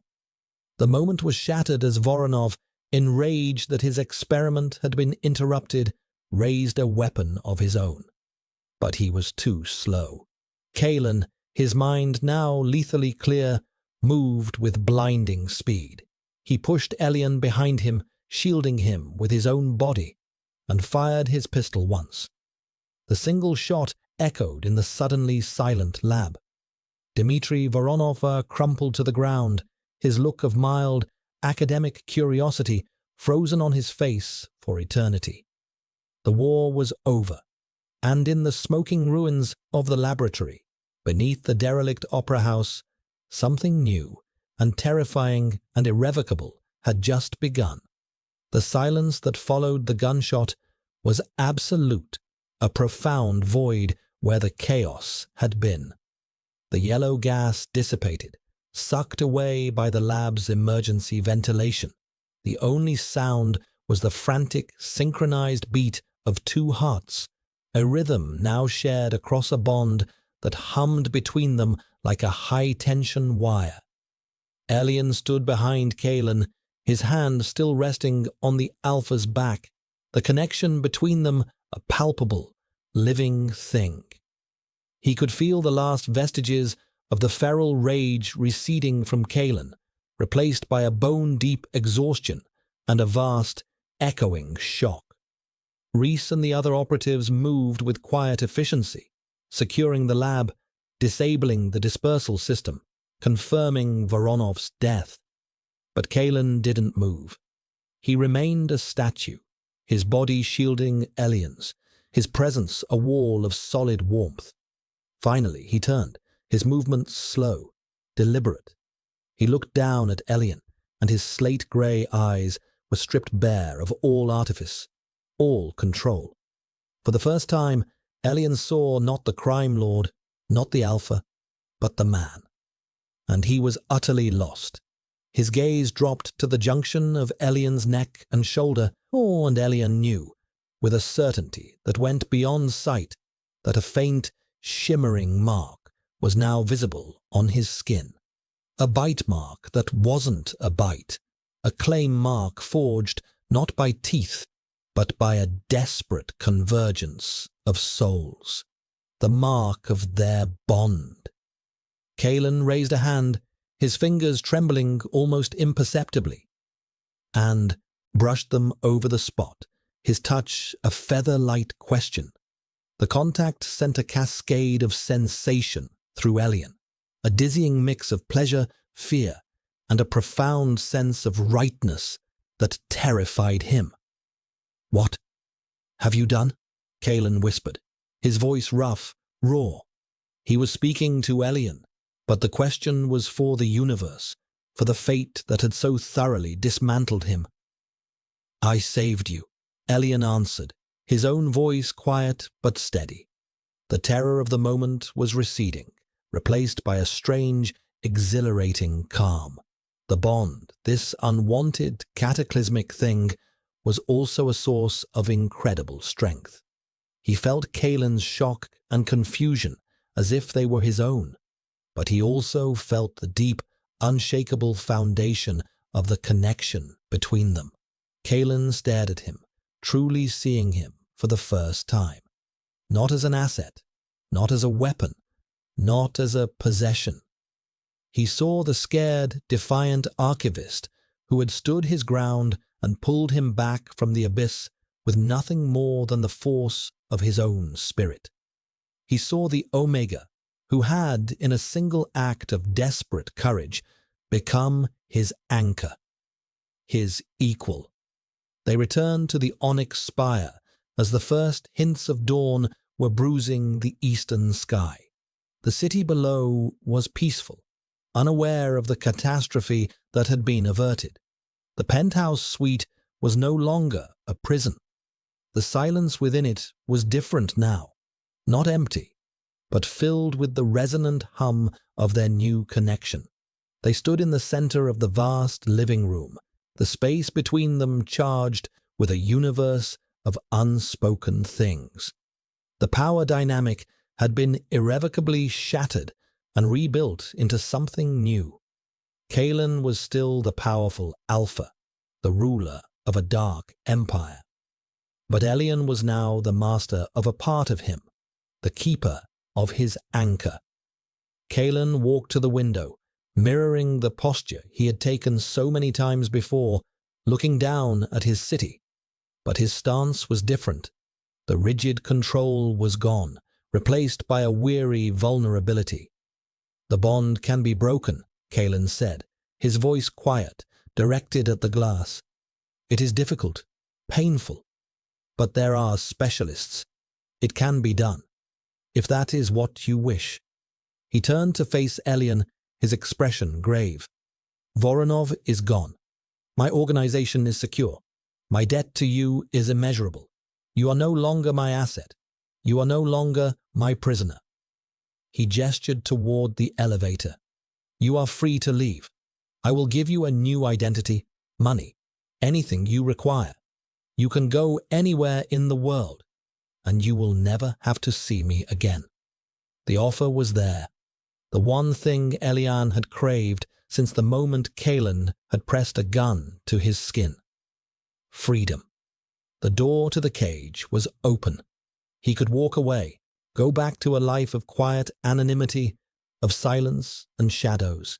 He could find a new archive, a new tomb of paper to hide in. Elian walked slowly across the marble floor until he was standing just a few feet from Kalen. He could feel the bond between them, a living thread of energy. It was a chain, yes, but it was also a lifeline. It was the thing that had saved them both. To break it would be like tearing a part of his own soul away. The thought was unbearable. He thought of the man he had been, the ghost in the archive, hollowed out by fear and suppressance, a half-living creature terrified of his own nature. He looked at the man he was now, scarred, terrified, but also alive. He had faced his deepest fears and had not only survived, but had found a strength he never knew he possessed. He had been forged into something new in Kalen's fire. "And what about you?" Elian asked, his voice soft. "What happens to you if I leave?" He already knew the answer. He could feel it through the bond. The anchor would be gone. The man of control would be left with a permanent, gaping vulnerability, a phantom limb that would ache for the rest of his life. He would be adrift. Kalen's jaw tightened. He had no answer. For the first time, the man with a plan for everything had no plan for himself. Elian reached up and gently touched the side of his own neck, where the ghost of the bond mark lay. He was no longer a prisoner in Kalen's tower, but he was, perhaps, a prisoner of this new, shared existence, a prisoner of a connection he had never asked for, but could not imagine living without. The world Kalen had offered him, a life of safety and anonymity, felt like the old grey prison he had just escaped. It was a return to being a ghost. He looked into Kalen's slate-grey eyes, eyes that were now an open book to him. He saw the fear, the uncertainty, the hope that Kalen himself didn't even dare to acknowledge. The man who had taken everything from him was now, in a way, offering him everything. Not an empire, not wealth, but a place at the center of the storm, a place beside him. "You said I belonged to you," Elian said, his voice barely a whisper, echoing the words from that first terrifying night in the alley. The words that had begun it all. A flicker of pain, of regret, crossed Kalen's face. It was a mistake, a statement of arrogance. "No," Elian said, and he took the final step, closing the space between them. He looked up at the powerful Alpha, his captor, his savior, his partner, the man who was now inextricably a part of him. It was a fact.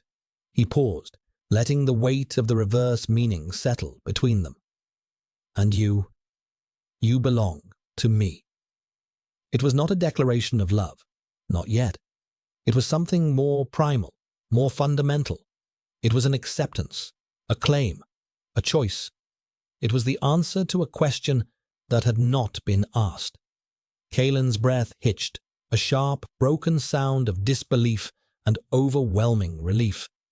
He reached out, his hand cupping Elian's jaw, his touch no longer a threat, but a reverent, trembling caress.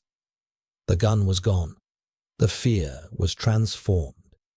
In the silent heart of the onyx spire, high above, the sleeping city, the archivist and the alpha, the weapon and the wielder, began the slow, terrifying, and beautiful work of building a new world from the ashes of the old. The choice was made, not for freedom, but for a shared cage that had, against all odds, begun to feel like home.